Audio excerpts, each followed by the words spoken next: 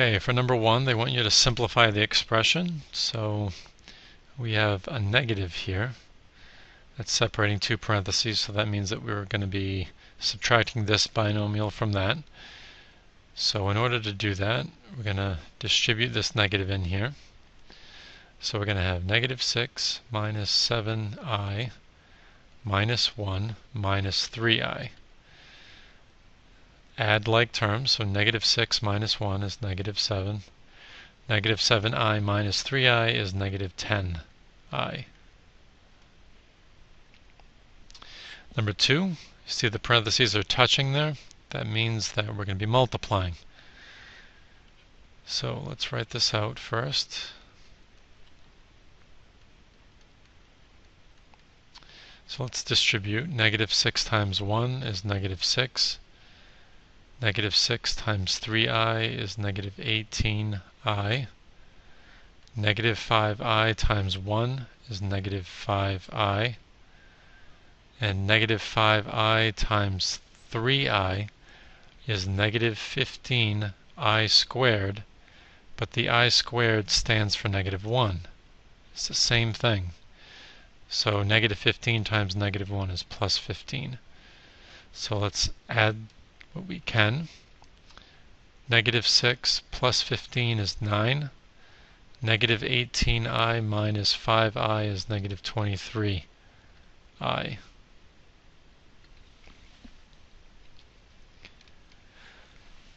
Alright, so this one we have division.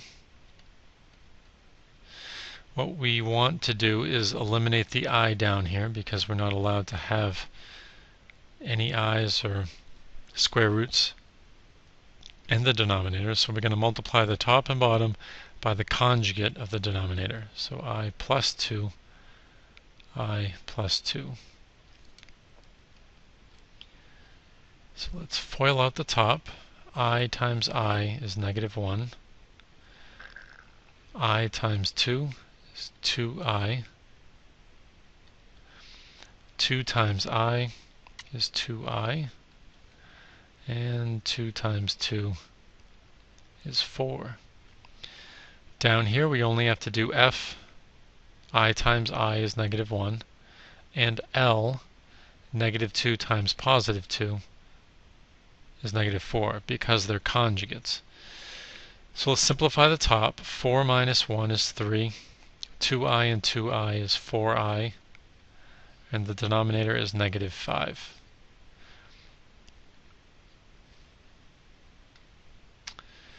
Alright, so find all the solutions to the quadratic equation. So what we're going to do is we'll use the quadratic formula. So a is going to be negative 3, b is 1, c is negative 3.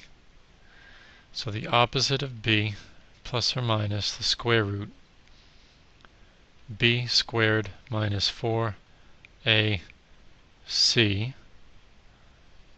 all divided by 2a. So let's simplify this. We have negative 1, negative 6 down here. 1 squared is 1. Negative times a negative times a negative is a negative. 4 times 3 is 12. 12 times 3 is 36. We're going to have minus 35. And we can cancel these negatives here because you have a positive, negative, and a negative, so we can cancel all those. So we can have 1 plus or minus root negative 35 over 6. And then we're going to extract the negative. It's going to be I root 35 all over 6. This one over here, what we're going to want to do is extract the negatives. So take these out. So we're going to have 4 plus I root 9 plus 6 minus I root 49. Let's simplify. 4 plus 3i plus 6 minus 7i. 6 and 4 is 10. 3i minus 7i is negative 4i. Number 6, the sum and product of the roots. Well, this right over here is the opposite of the sum of the roots. So that means the sum of the roots r1 plus r2 is going to be positive 2, the opposite of this. The product of the roots is going to be this term right here, 3. And you're finished. Now, let me just make a point here. If you had a coefficient in front of x squared, you'd have to factor that coefficient out of the 3 terms before you determine the sum and product of the roots. And I can do a really quick example of that over here. For example, if it was 2x squared plus 3x minus 5 equals 0, I would have to factor out the 2 first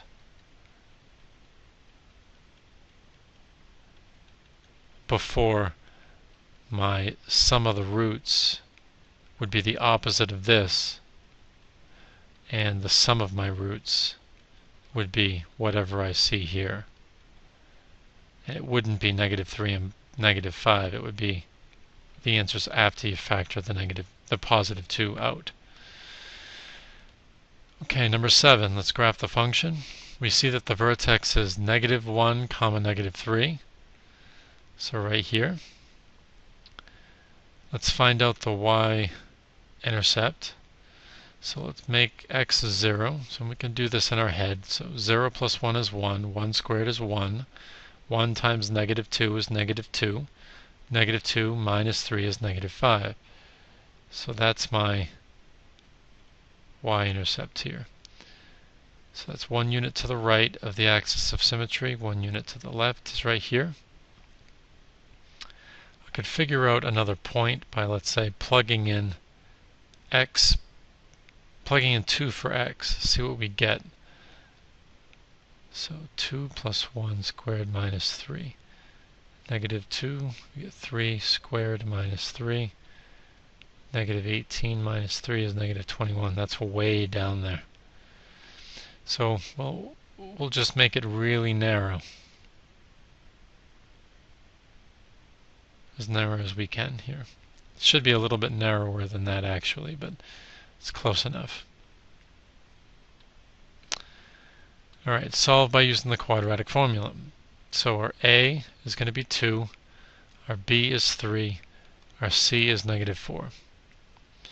The opposite of b, plus or minus the square root, b squared minus 4ac, all divided by 2a. Let's simplify. We have negative 3.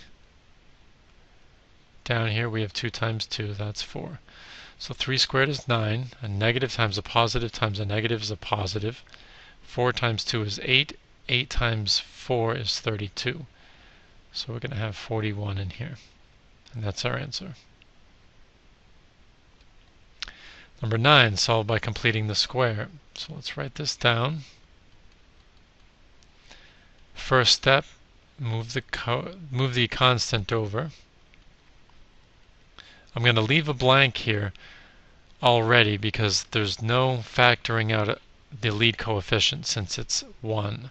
So we're going to go straight to taking half of this and squaring it. Half of this is negative 5 halves. When you square that, you get 25 fourths. We don't have to multiply this by anything out here, so we're just going to add 25 fourths here also. This is now a perfect square, trinomial, so x minus 5 halves. This is going to be 4 over 4 plus 25 over 4, which is 29 over 4. Take the square root of both sides.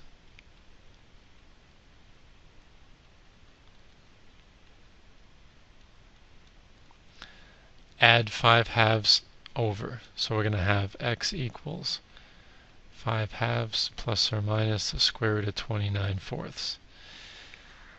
But we can split root 29 over 4 into root 29 over root 4. Root 4 is 2, so what we have we can write it, because this is 2, that's the same denominator. So we can have 5 plus or minus root 29 all over 2. This is the same as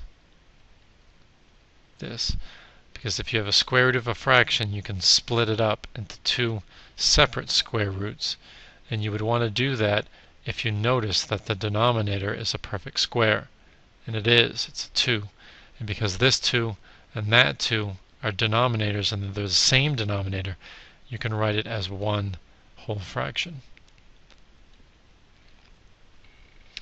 Alright, explain what the potential benefit might be of finding the discriminant before finding the roots of a quadratic.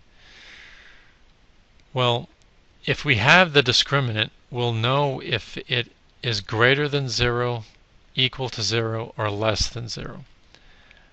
If we know that, we're going to have 2 real roots. If we know that the discriminant is greater than 0, we know that there's going to be 2 real roots. If it's equal to 0, it's 1 double root, and they're going to be real. And if it's less than 0, there's no real roots. It's going to actually be 2 imaginary roots. R stands for real, I stands for imaginary, not rational and irrational. So, by knowing this fact before we find the roots, it's almost as if we'll know how many roots we're supposed to end up with. For example, if I know that the discriminant is greater than 0, I know that after I solve for my roots, I'm supposed to have 2 real roots as an answer. If I somehow end up with a square root of a negative, I'll know that I did something wrong, because I'm supposed to have 2 real roots. So the benefit is that you would have the number of answers that you're supposed to end up with after you find the roots. So it provides a check of sorts for the answers.